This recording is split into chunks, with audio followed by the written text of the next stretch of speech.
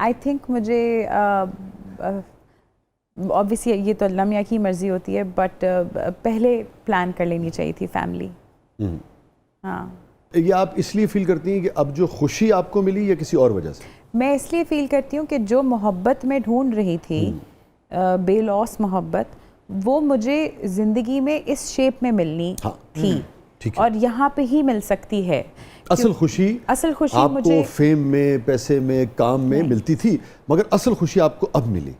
نہیں, مجھے یاد ہے کہ میں جب بھی میں عہد وفاق کے ٹائم سے شروع ہوا تھا میرا جو یہ فیز آف انگزائٹی اور پینک اٹیکس اور یہ ڈپریشن تھا, مجھے یاد ہے سیفی بھائی, میں باتھ روم میں جی باتھ روم میں چیخیں مار مار کے رو رہی تھی, تو سیفی بھائی نے ناک کیا, کیا ہوا ہے, دروازہ کھولو. تب میں دروازہ کھولو, میں نے بتایا کہ سیفی بھائی دس از واٹ آئی فیل.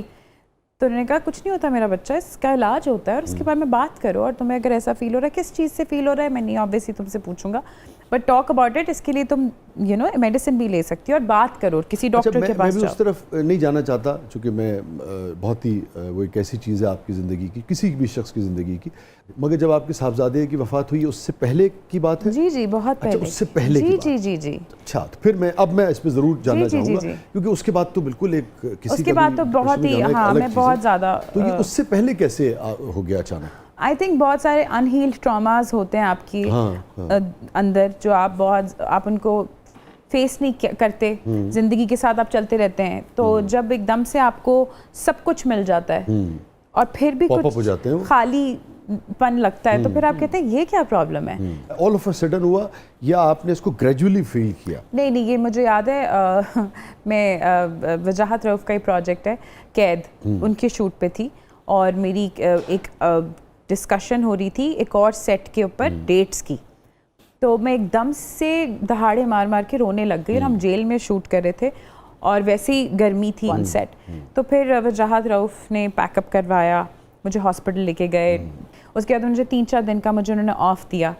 پھر انہوں نے مجھے کہا کہ یہ ان کو سمجھ آ گئی تھی کہ یہ کچھ دس از سم تھنگ ایلس. انہوں نے کہا تم سے ورک پریشر ہینڈل نہیں ہو رہا تو مت کرو, ہم کچھ دن کی ہم لوگ کچھ دن کی بریک لیتے ہیں اور پھر کام کریں گے. بٹ پھر یہ ریپیٹڈلی ہونے لگ گیا.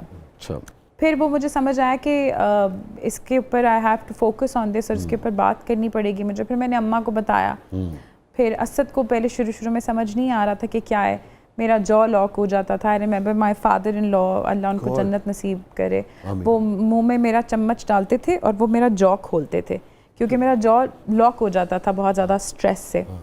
پھر وہ اسٹریس جو ہے وہ فزیکل اور میری فزیکل باڈی کے اوپر آنا شروع ہو گیا تھا.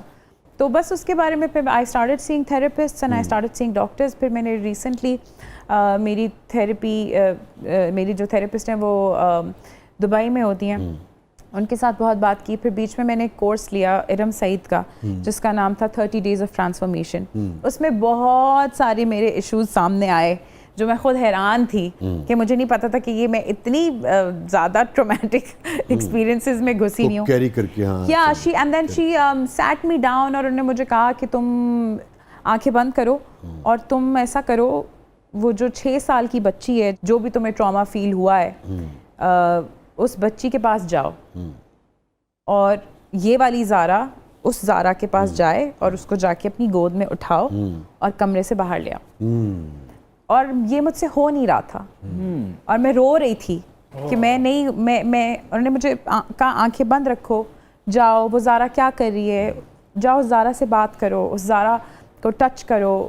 میں بھی یہ بات کر رہی ہوں تو میری آنکھوں میں آنسو آ رہے ہیں کہ انہوں نے مجھے کہا کہ وہ زارا ڈری ہوئی ہے, اس زارا سے بات کرو, اس کو بولو کہ میں ہوں یہاں اینڈ اٹس اوکے.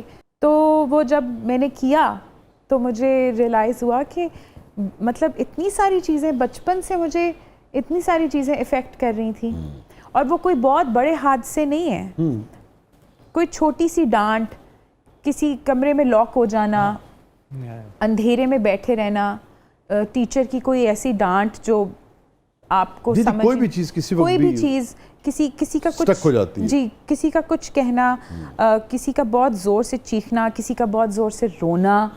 تو وہ بہت ساری چیزیں ہوتی ہیں جو بچپن میں, اس لیے کہتے ہیں بچوں کے سامنے کبھی بھی اونچی آواز میں نہیں بات کرنی چاہیے, لڑنا نہیں چاہیے, بچوں کے سامنے کوئی وائلنٹ چیز نہیں دیکھنی چاہیے, بیکاز بچے آر لائک میگنیٹ, وہ ہر چیز اپنی باڈی میں ابزارب کرتے رہتے ہیں اور ان کو پتہ بھی نہیں ہوتا. ایسے ہی وہ جب پھر بڑے ہوتے رہتے ہیں ان کی باڈی اور سب کانشیس ان کو پھر ویسے شیپ کرتا ہے. بالکل ایسے.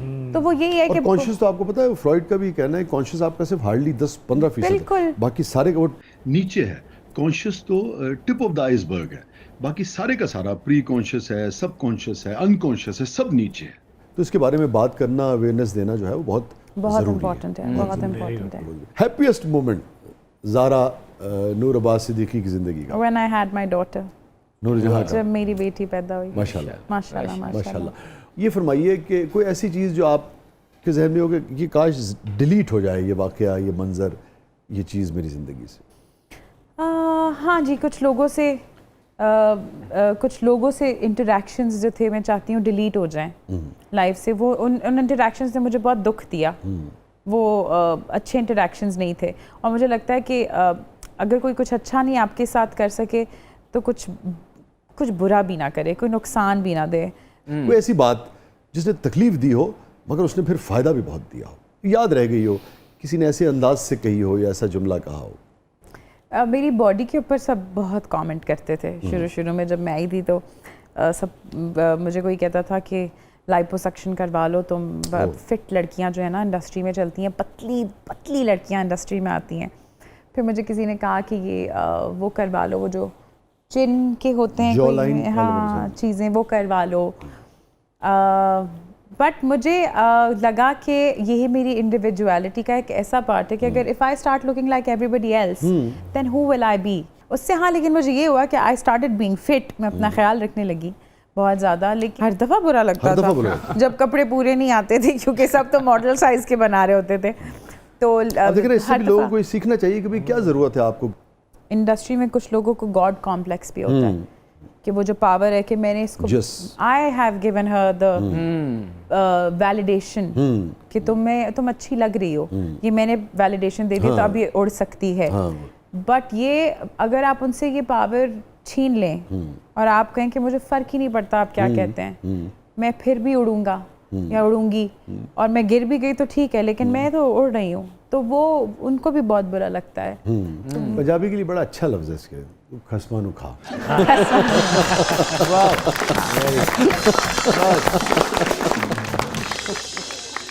آپ کسی رشتے میں کہنا چاہتی ہوں, نہیں کہہ پائی ہوں, دل چاہتا ہو, کہہ سکتی ہیں. اعلان یہی کہنا چاہتی ہوں کہ اسد تھینک یو سو مچ کہ آپ نے مجھے یہ کمفرٹ دیا, یہ کانفیڈنس دیا. آج میں جو کچھ بھی ہوں وہ سب آپ کی وجہ سے ہے. تھینک یو مجھے اتنی عزت دینے کے لیے, مجھے اتنی خوبصورت بیٹی دینے کے لیے.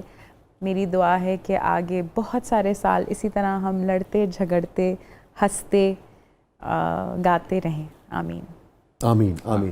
ایک سوال جو میں اس طرف جانا چاہ نہیں رہا تھا. چلے جائیں آپ, اب پیچھے کیا رہ گیا.